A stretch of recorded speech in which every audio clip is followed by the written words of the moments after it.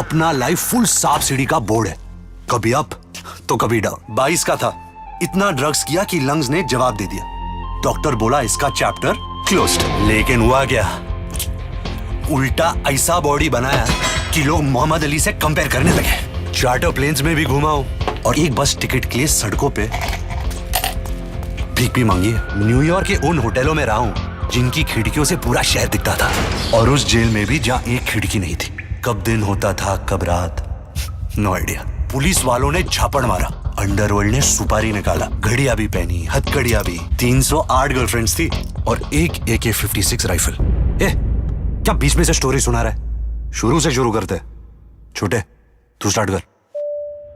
देवियों और सजनों, खुशी की पेटी बांध लीजिए, मौसम बिगड़ने वाला है।